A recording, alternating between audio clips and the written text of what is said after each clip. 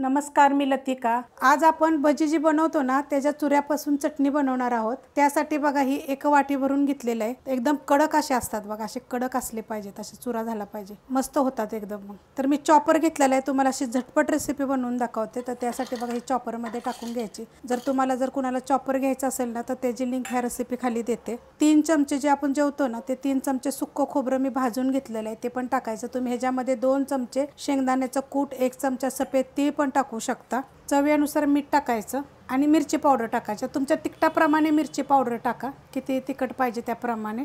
ह्याच्यामध्ये तुम्ही सफेद तीळ पण टाकू शकता। ते बसवून घेऊया आपण, फिरवून घ्यायचं बघा। झटपट असं होतं, जास्त वेळ लागत नाही, काय नाही। 2 मिनिटाची रेसिपी आहे बघा आणि किती मस्त लागते ना ही चटणी, करून बघा तुम्ही। झाली किती छान बघा चवीला, अशा पद्धतीत होते, खायला तर किती छान लागते। तुम्ही जर नुसती केली आणि एकदम पॅक बंद डब्यात जर भरून ठेवली ना ते 2 ते 3 दिवस तुम्ही ही खाऊ शकता। करून बघा। रेसिपी आवडली की लाईक करा, सबस्क्राइब करा, कमेंट करा आणि शेअर बी करा।